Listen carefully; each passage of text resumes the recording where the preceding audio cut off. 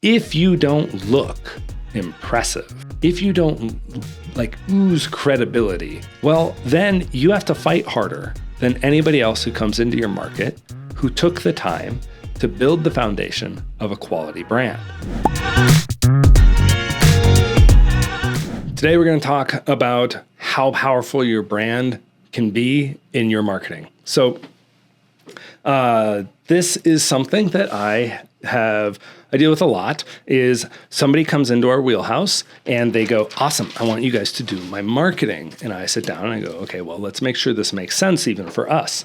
So we sit down and go over everything. And we go like, well, this could be a possible strategy approach. What if we start with this neighborhood and then build out from there? I've got this whole thing about commanding territories. But often we get to a bit of a hurdle, which is a lot of people who started out, and this is perfectly normal, have a pretty substandard brand because they didn't know what to do in order to appeal to the residential homeowner, which honestly ends up usually being a middle-aged woman with kids, maybe a job and a husband who's working, dual income, higher income, per household allows you to command the prices that you want. And so if you're going to try and make that person your customer, which most of you are if you're in residential service, and that's primarily what we help people out with, well, then you need to make sure that you look appealing, right? And that often comes straight down to your branding.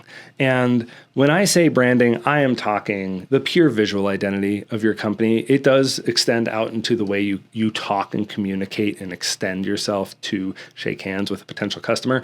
But let's start way at the beginning. So a good example of this is when my brother went out with his company. I tell this story all the time, but here we go. So my brother's company, my brother came to me and he was like, hey, I want to go out on my own. I want to do a plumbing company. Let's go ahead and do it. And can you handle my marketing? So I don't know anything about it. And I was like, cool. Yeah, that sounds fine. At the time, we were not a plumbing agency. We were a local marketing agency, specifically in our hometown market. Now we're all over. But, and so I said, all right, well, I know this market and I can tell you immediately the biggest mistake that we could make is make it so that way you don't pop out and that you just blend into the sea of plumbers that are already here. And one of the ways to do that is to have a white panel van with some text on the back with either red or blue primary colors and wrenches and water drops.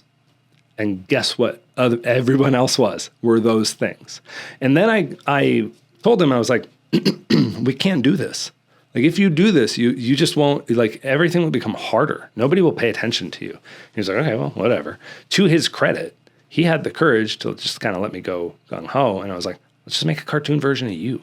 And we did. And so I took a photo of him like this, smiling with his thumbs up for those who are listening on the podcast. And we ended up drawing him and building a van with bright green and sort of like a darker purple color scheme that we grabbed from a sports team, and then made a real dynamic, at the time it wasn't Prospector Plumbing, it was J-Rod's Plumbing, made a real dynamic text logo for it. And it was decent, especially for the time and the experience even I had with working with plumbing companies at the time. And when that van got wrapped, got fully wrapped, it hit the market and everybody took notice.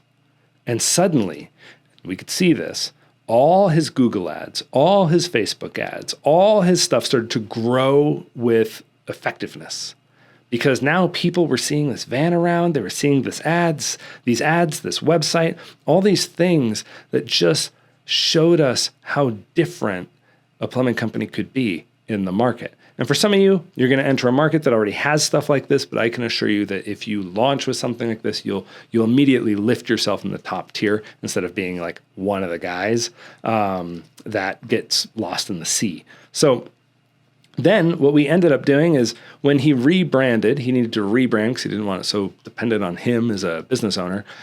He rebranded to Prospector Plumbing. And at that point, we redid the logo. We got better artists in-house, and like it's it's still awesome. I still love that van. And you can find it at prospectorplumbing.com.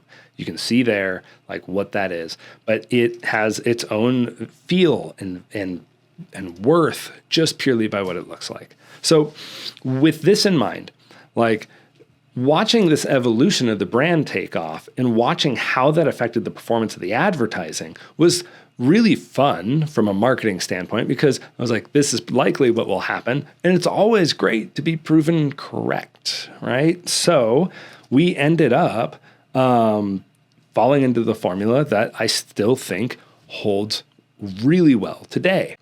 And so a lot of times these days, and not 100% of the time, but a lot of times these days, this is the mascot avatar character approach. You see a lot of home service companies doing this, a lot of more brighter colors, more professional outlooks. And honestly, this is working well for a very important like demographic to you. So you might as well consider that approach. Not saying it's the only way to skin the cat. You can do something that is different than that. But I can tell you that developing a brand, saying, this is my logo, these are my colors, these are my fonts, and this is how I communicate. These are our textures. This is sort of like the elements of who we are as a visual landmark within our community. If you take the time and invest the money on getting that done, and there's lots of companies out there who can do it, we're one of them, but there's lots of others too, then it will make everything easier and cheaper in the long run. So think about it.